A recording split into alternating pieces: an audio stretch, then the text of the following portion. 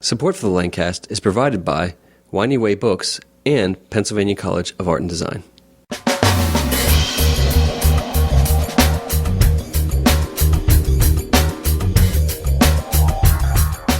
Welcome to the Lancast. I'm David Moulton. And I'm Keith Slesser. This episode, we speak with three members of the band 10th Throne. The guys share with us about the creation of the band. You know, it's kind of like a perfect fit. We needed a singer. He needed a band. So that's not really how it went down. He came and was like, yeah, my brother plays bass. He's kick-ass. These guys suck. Let's start the world's greatest rock band. And that's what we did. And that's what we're doing. He said they're lying. That's the truth.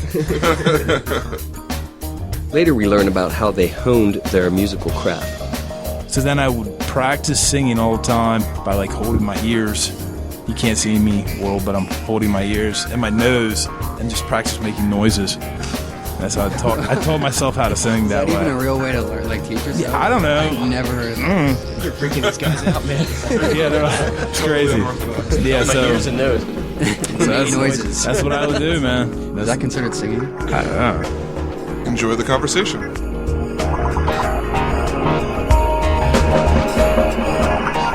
All right, guys. Hey, thanks for being on the show. Thanks for having us. Hey, why don't we have you guys just go ahead and we'll start here with Josh here. Why don't you go ahead and just introduce yourself, say what you play in the band, and so we can get a... My name is Josh Wolpert. I play guitar in 10th Throne. Sing occasionally, some backups. That's pretty You much sing so good, too. all I do in the band. I'm Digger. I'm the lead singer. The diva. The Axl Rose. And all I do is sing and make up words. I'm Ian. I play the bass. Great. Guys, let's talk a little bit about the band 10th Throne in general. How did you guys get started? Well, me and Digger met actually at a party. Oh, I don't know. What, probably 5 or 6 years ago? So long ago. So long ago. Yeah. And he was playing some acoustic guitar and singing and sounded real good. And we're doing some drinking and talking about how we need to start a band together. And it would never happen. We'd keep running into each other and kept talking about it. And finally, he gave me a call. And was having problems with his guitar player and his band at the time, Bad Clover. He didn't fucking show up. If you're out there listening, you should have showed up. So I came to the practice and jammed with those guys for a little bit, and they were pretty good. And actually, things fell through with them. At the same time, things were kind of falling through with our band at the time. So, you know, it was kind of like a perfect fit. We needed a singer, and he needed a band. So that's not really how it went down. He came and was like, yeah, my brother plays bass. He's kick-ass. These guys suck. Let's start the world's greatest rock band. And that's what we did. And that's what we're doing. He said no lying. That's the truth. Ian, do you have a spin on this story? Can't handle that. No, I think that's, if you kind of combine both stories, you'll get the truth out of there somehow. Yeah, it's bits and pieces. So the truth part is they met at a party, right? Exactly. Okay. Everything else is, yeah, kind of pick from there. Well, me and Josh have been playing together since we were kids. We're actually brothers. Yeah. And No. yeah, it's true. Eric, the drummer, and Sanchez, the guitar player, us 4 or 5, whatever, how many people that is, have been playing for, Math isn't a strong no, suit. I'm not good at math. Hell of a basis, though. We have been playing together for, 5 years, 6 years, and, just never got anything original started until we came we would across have Digger. music written, and I always envisioned this glorious voice singing over top of it, and then Oh. Yeah. and Digger came along, and it was just And ruined all your dreams. Real, dude. It's real I guess we'll settle. We'll do. It's whatever. What's your take on this one? Yeah, that's, it's whatever. It's good. I feel like that's true. You had to settle. It's good to settle. We settled good. I settle all the time. It's actually a really, really quick process, though. I mean, I feel like I didn't settle though. Just for the record. Thank you. Yeah. the band of your dreams. So I found when I was in a band, I found that the dynamics in the band were always important on stage, and we always compared ourselves to like other pop culture icons, like the A-Team, and so so I want to know if you guys were the A-Team. Yeah, okay. I just want to know who is BA. I don't know. Digger's like, who's BA? BA, is that the black guy? That's Mr. T. Mr. T? I could see BA it. I could see it I in was your pretty eyes, sure it's the man. black guy. It's like, yeah. I would say that Ian is Mr. T, I don't know about that. just because he's a hard ass. But he drinks I don't milk. know. I don't know any of the other characters. You don't know. Well, there's the A-Team. Hannibal, who's like the leader, the face, who's the good-looking guy. I would be the face. Murdoch. Josh would be the leader. I think all singers are the face. Yeah. They only hired me for my looks. You can't see me out there, but I'm gorgeous. All right, put your shirt back on. All right. And my pants? Yeah. Yeah, you can leave them off. Thanks. So you guys have come together at this point in the story, started gelling together. When was your first time that you set out to make a public appearance as 10th Throne? Way too early. I had no lyrics. All I had was melodies in my head, and I'd go out and I'd close my eyes, and then I'd look around and just say the objects that I saw around the room. Because I was like, that's the whatever truth. would fit. Yeah. And they'd be like, dude, you're so crazy on stage. Like, what are you doing? I'm like, I don't know. I'm making shit up. Don't tell You know what's anybody. really funny though? Like people would act like they were singing Oh, sure. the words Yeah. of the songs when you didn't Yeah. even know. Yeah. We didn't even See play people out there, before like, lip people knew the singing? words. The world's biggest ad lib. We kind of rushed into it, but oh my god, I don't even think we had words written until we recorded the album. Yeah, some of the words didn't get written until we were recording the album. Just trying to get that Pusey. That seems crazy that you just go to show after show with no lyrics. We do now. Now we have lyrics. The lyrics are a bitch to write. But I can't remember. Do you ever write lyrics or anything? Well, Lyrics yeah, but- suck to write. Yeah, okay. They're horrible, and I procrastinate. I'm lazy, and I love music, but He waits till it's I absolutely wait till I have to. necessary. Yeah, right. And then I'll write lyrics about how some girl doesn't like me, or I wish my penis was bigger. I don't know. I just make stuff up. Tell you what, you were pretty good at making stuff up on the fly. Like Thanks. I could never tell half the time. Not bad for settling, right? Yeah, right. So if you were to pigeonhole your music, Once again, Digger looks confused. Pigeonhole. You don't got to tell the world, asshole. okay, I've already determined that Digger's the prima donna of the band. Yes. So, that's- Hands down. no. Like when you go out and play places, people come up to you and be like, "Man, you guys sound like this. You guys sound Right. like that." Yeah, that's usually. and- You guys sound like shit. Your lyrics. Is he just singing about stuff in the room? Yeah, did I hear him Actually, say like, closet? The music sucks, but the lyrics are amazing. They touch me. Yeah, right. I don't no idea what. Was your question done with that? Yeah, well, it was. I kind of lost. We didn't really answer it. I feel like people just kind of say whatever they want. Like, I've been told my voice sounds like everyone, from the dude from REM to Ed Kowalski to Fergie to Michael Jackson Fergie. to, you know what I mean? People, I'm pretty sure they just compare me to their favorite artist. And I don't even think they listen to the music. They just look at us and are like, yeah. So who writes most of the music? Joshua Wolpert. Don't make that face. What are you doing over there? What are you doing? First time you ever called me What are you Joshua. doing over there, buddy? He usually writes the guitar riffs, and then I will make up a melody over top of them, and then Ian will put his bass lines. All the drummer plays his drums, but He doesn't play the guitar. yeah, A drummer / guitar player. he's not multi-talented that he can play drums and guitar at the same time. So we're actually looking for a new drummer, but don't tell him. But you guys had another member too. Who else? What else? Another Sanchez. guitar Another player. guitar player. Okay. Everybody kind of just brings what they got to the table. Yeah. So it's like a group. Yeah. I'll make up a melody, and they'll be like, that's not good. And then I'll make up another one, and it'll be good. See, now you're lying again. But then, usually the first, I'll start to mess around, and it'll suck. And then I'll get one that's pretty good, or really good. and then I won't like it, and then I'll change it, and they'll be like, dude, play that other melody you were doing because that was better. Because I'll just sit and listen to I take a little recorder to practices and listen to it. And like try to come up with new melodies. But the one I come up with first that's like decent is usually the one we go with.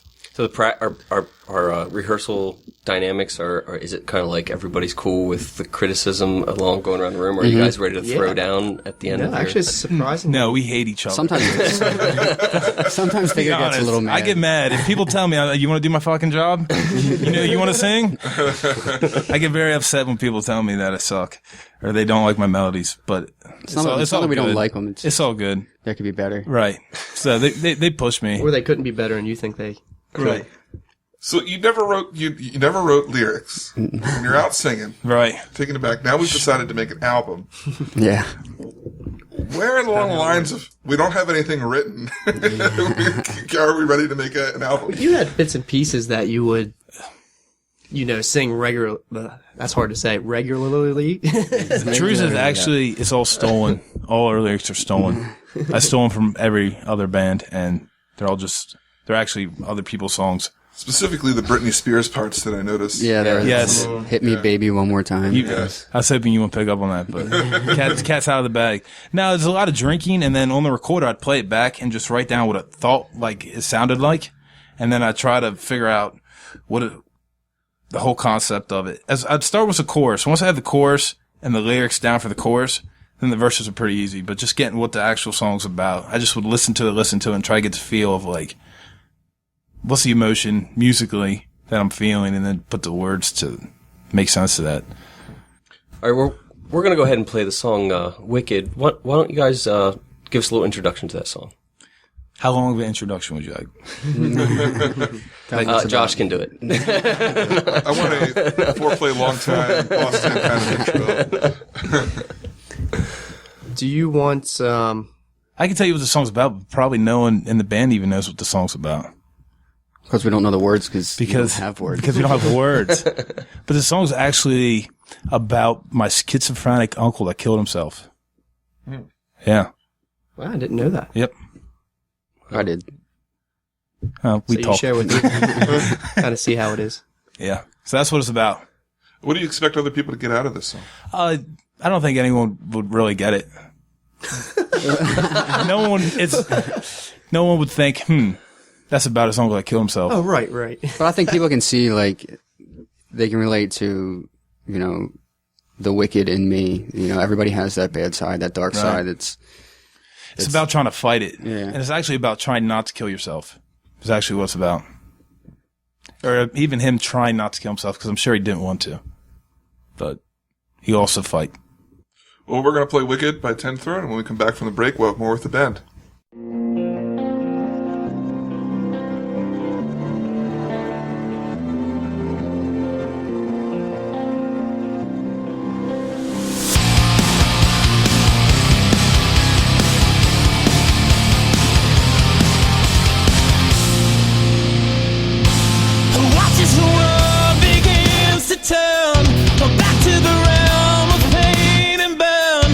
Breaking the skin and twisting bones.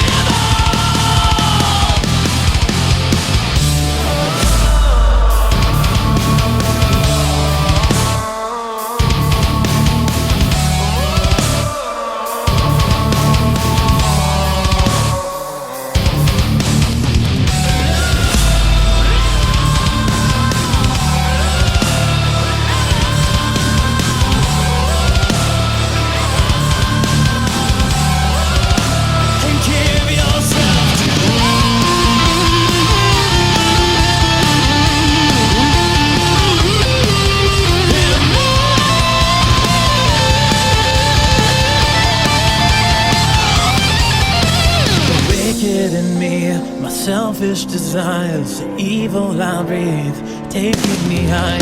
Forsaken dreams, I'll never see them before. It doesn't matter how hard I try, the truth is that I can't deny the wicked in me, this feeling so evil.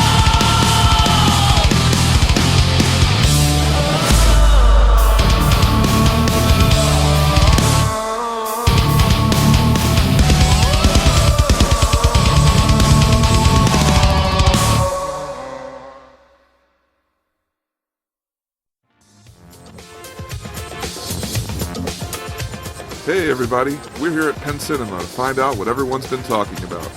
Excuse me, why do you choose Penn Cinema? I like the seats. They're really comfy. They're a lot nicer than most other places. Even my house. Oh, this place is great. I mean, it's popcorn. Got some. We got a slushy machine over there. We got 3 clocks. 3 clocks for the Lidditz, the Lancaster, and the Effort at Time, just in case you don't know what time it is in your area. That's why I love this place. They think about everybody. Very friendly. Has a nicer environment. It's clean and comfortable. It feels independent. It doesn't feel like part of a system. Like, it feels like as big as it is and as polished as it is, that it feels independent, Bigger screen, better quality. So it's really close. It's very clean. We come here all the time. What do you like about Penn Cinema? The seats are my favorite thing. Very comfortable on the rump. 3D IMAX, the whole shebang. It has a down-home feel, and we love the atmosphere that Penn has created. He really tries to take into account what people want in a theater. It's really clean, and the seats are really comfy. Yeah, I like the seats. It's the best movie theater to come to. Well, you've heard what they have to say. Now come see for yourself. Check out Penn Cinema for first-class movies in a first-rate theater. Located at 541 Airport Road in Lidditz, PA.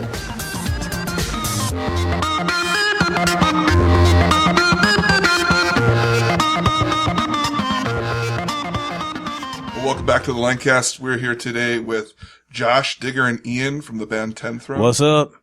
Hello. How's it going? Guys, when we left, we talked about your song "Wicked," and we played it before our break. What else can you tell us about this debut album from you guys? Wow, where to start? Wow. I'd say the majority of the songs lyrically are about ex-girlfriends that I've had, just because it seems like what most songs should be about. It's easy. It's easy to write about. Everybody can relate. I have like a new ex-girlfriend every 2 weeks, so it's like I get fresh. Apparently I'm a womanizing asshole. I don't know who wrote that on our Facebook, but we took it down. So yeah, good try. Keith. You can't. Keith, well, You're a you womanizing Keith. asshole. Fuck, you broke my heart. Oh, taking numbers. You said it was real. Oh, man. Yeah, so it's pretty much that, and try to think what other.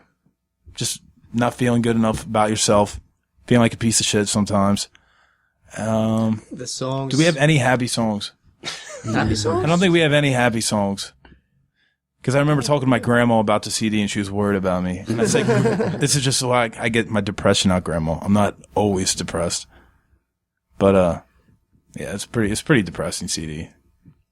Musically, All right, on a plus side. Yeah. I was thinking about rainbows and ponies when I wrote it. musically, it's kind of just a mix of all our influences of stuff we listened to growing up and currently. These guys were big metal dudes. Like back in the day, I never liked metal too much, but these guys had a lot of metal influences where he can play fast as hell and that type of stuff. But we broke it down to make it a little more easy to put melodies to. Also a big 90s fan. So love the 90s. Had to, you can definitely hear some Gin Blossoms in there. Yeah, some Gin Blossoms, yeah.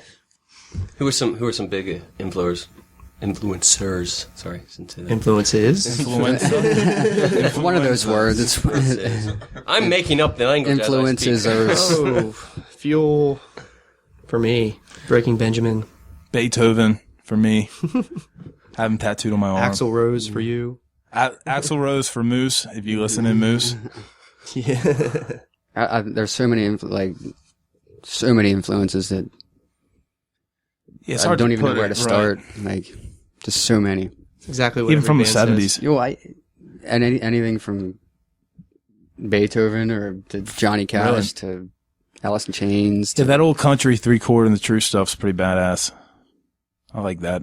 I wish I could say I grew up on that, but I really didn't. I've heard a lot of people like, yeah, I grew up on Merle Haggard. My dad didn't. My dad, right.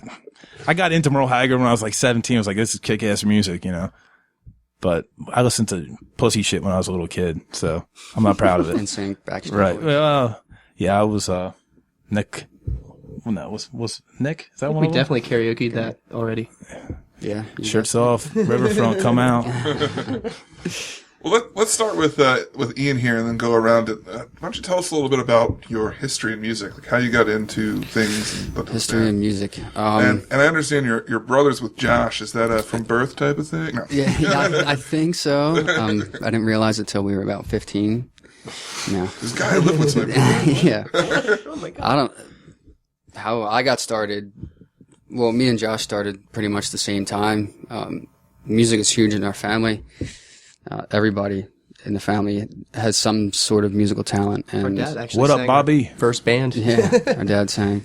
I think you were what, 14 or 15? Well, I started playing when I was 11. You were 12. I mean, we were playing in bars when you were 14, 14, 15. I was 15. Yeah. Wow. Hence having the father sing. Yeah. The only way we could Get into a bar. Digger was what, like 10? Yeah. Yeah, I'm younger than these guys, even though I look older.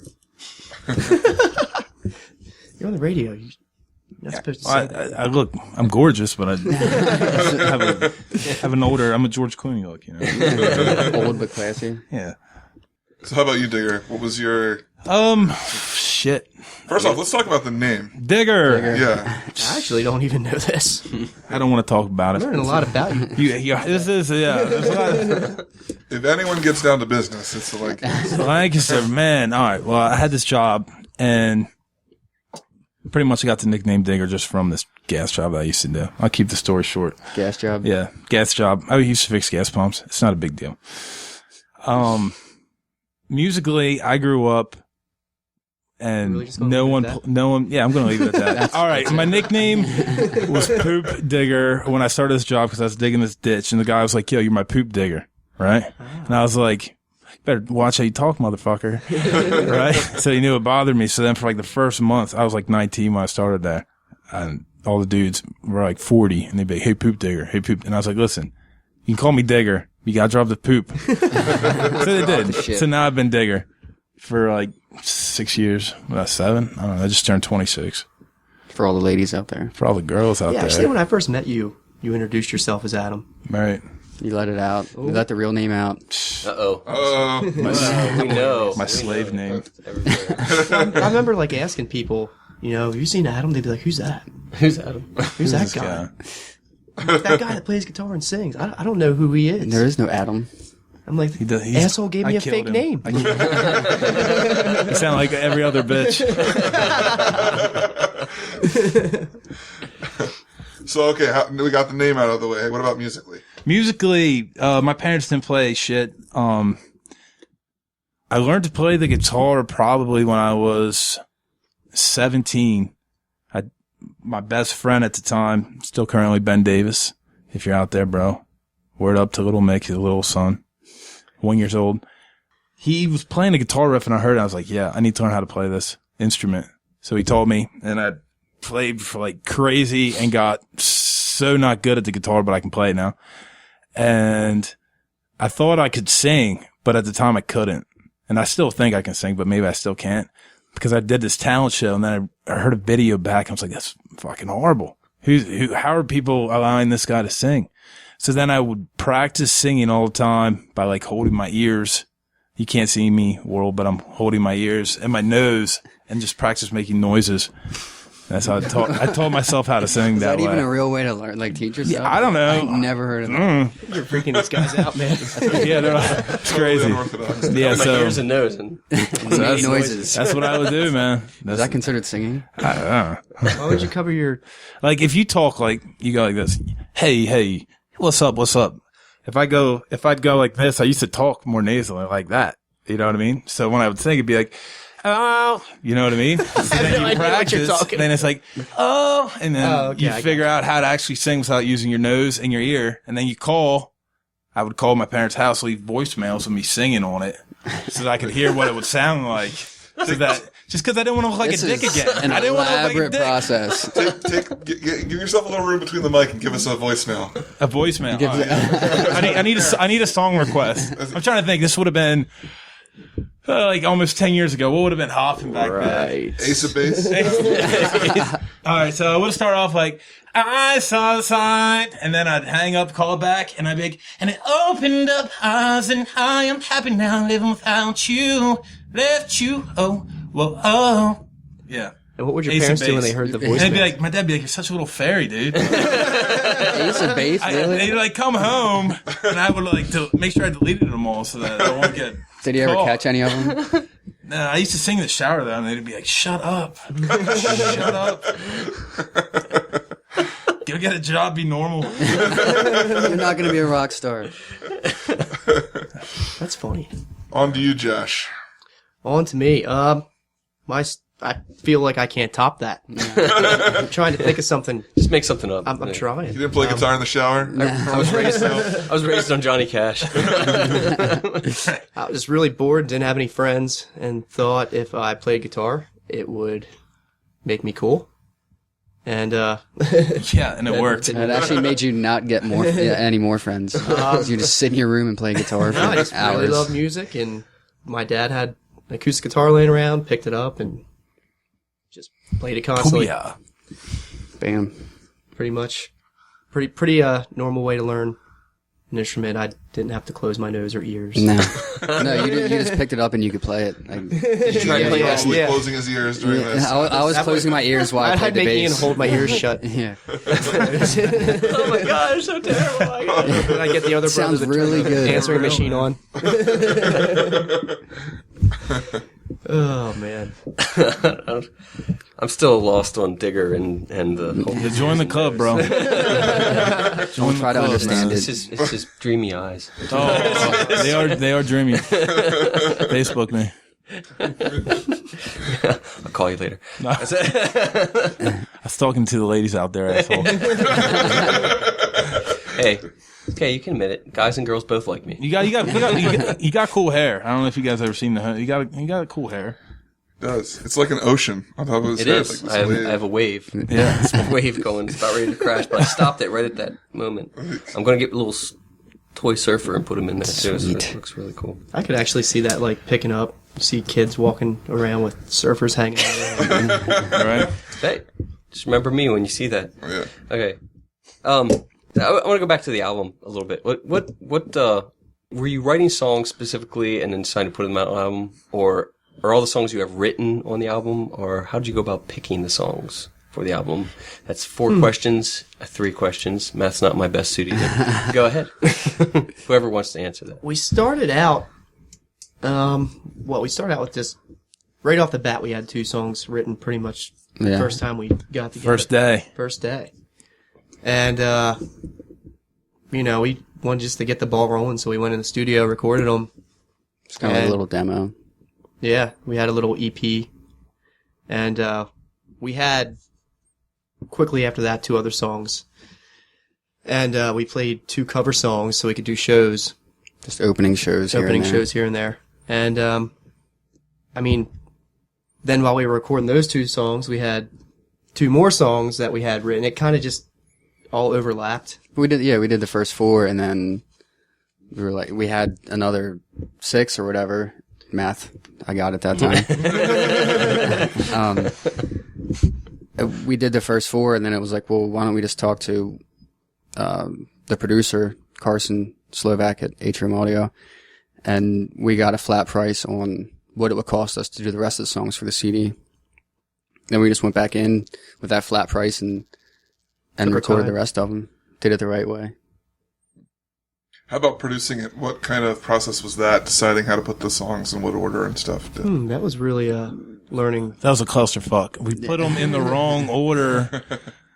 Everybody has a certain order that they say it's supposed to go in. It's now that it's done, it doesn't matter. At the end of the day, it doesn't matter because you can hit the skip button if you don't like one of the songs. And all the songs are on the CD, so it's not like everybody has their opinion. But it did get a little crazy. Once you realize you're making 1,000 CDs, and you're getting it out there, you want it to be perfect. Then it starts to get where is this the right order? Is everything right? We kept taking it back to get to CD, make sure that every level was perfect.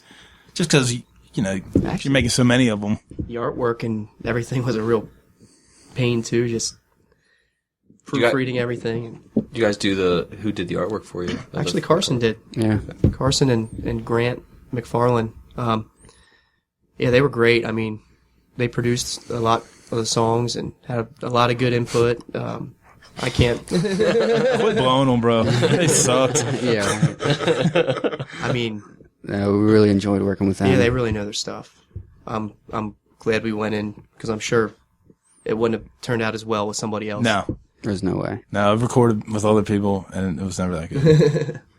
Well, before we head out here, we're going to hear one more of your songs called "Truth and Lies." What can you tell us about this song? Go ahead, Digger. Tell me. This song was actually written a little bit differently.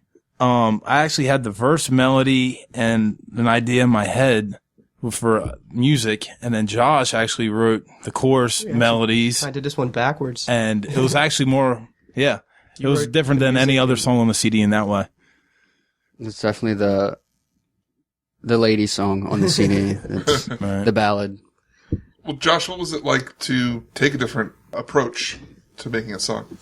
When I was writing the lyrics for the chorus, I was more thinking about what words would fit with the rhythm of the melody line that I had in my head. He was pulling a Digger. Yeah, rather than really meaning anything. But then after I read it, I was kind of like, wow, the best lyrics, I think, are abstract a little bit. Yeah, right. To where you're not saying it. Because I read it and I was like, oh, that makes sense to me in a certain way, that it's going to make sense to him in a different way. A lot of people means something to more people. Yeah, so, a lot of different people could relate to it. I think we have some lyrics like that, which makes it good. I think almost all of them are like that. Right.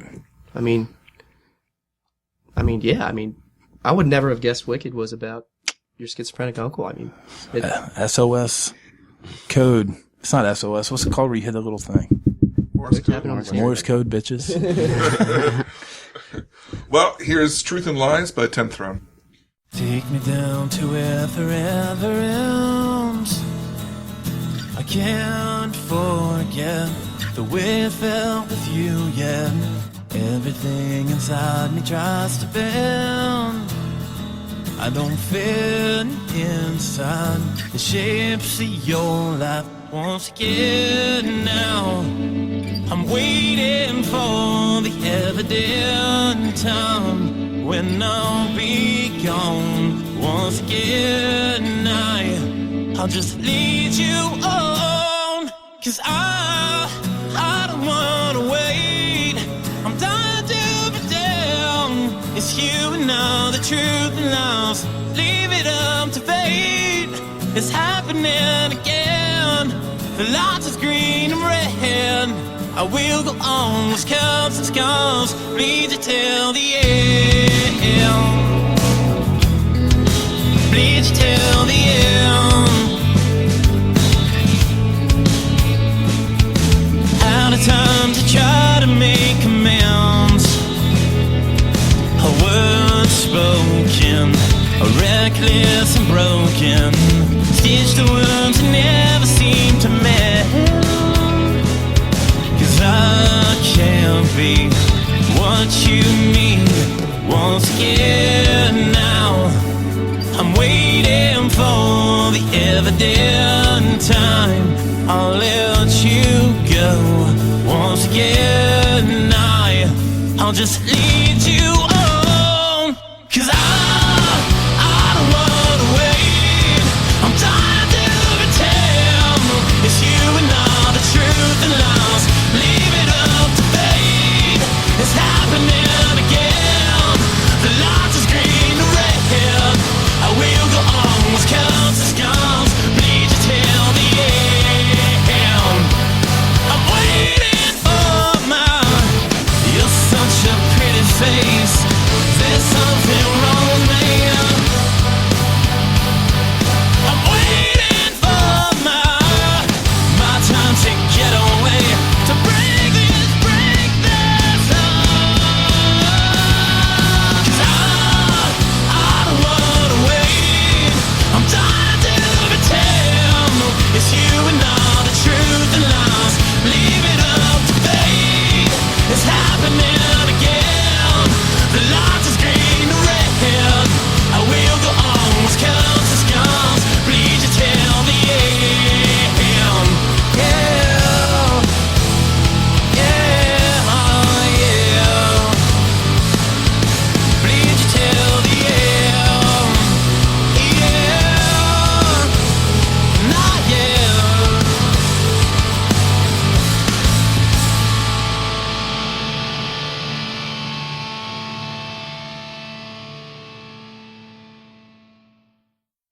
Well, gentlemen, thanks so much for coming on the show. If someone wants to learn more about 10 Throne or get your CD, how can they do that?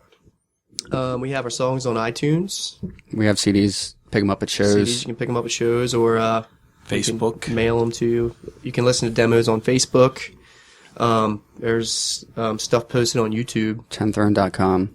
10throne.com. You know, just all the regular routes that people go nowadays for. It's really hard to miss us. Hit us up on the internet. Right. Occasionally they play us on 105.7. Yeah. Under the radar. They played us on like regular daytime radio, which was cool. The Rose. We were played on the Rose. Yeah, we actually were. Really? Yeah. Truth and Lies. Played on the Rose. Thank you, Delilah. Yeah, her name was. You have a good memory. Was it really? It was Delilah. Delilah. You don't know Delilah, dude? Come on. I do. I know. Delilah. Oh, did your man leave you? Wow. That's great. Yeah. Ian, why are you talking like that? Sorry about Quit pretending to be Delilah. I love her. Yeah, so find us. We want to hang out with you. Thanks, guys, for being on the show. Thanks for having us. Thanks, buddies. We hope you've been enjoying the Lancast. This episode was produced by myself, David Moulton, with show notes by Keith and Lauren Slesser. All pertinent links to this episode can be found in the show notes at thelancast.com. If you specifically liked this episode, we ask that you consider making a donation. Every little bit helps. Even $1 a show can keep us going. If you'd like to help support us, you can do so by going to thelancast.com/donate. And don't forget to subscribe in iTunes and tell a friend about the show. So, for the Lancast, I'm David Moulton. And I'm Keith Slesser. Asking, are you in the cast?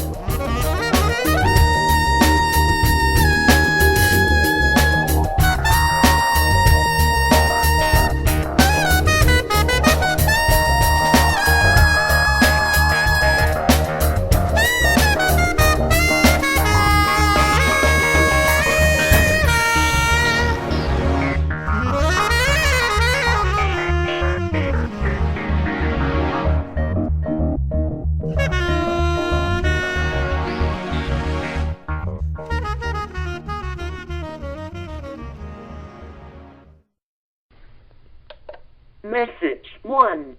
I saw the sign. Message 2.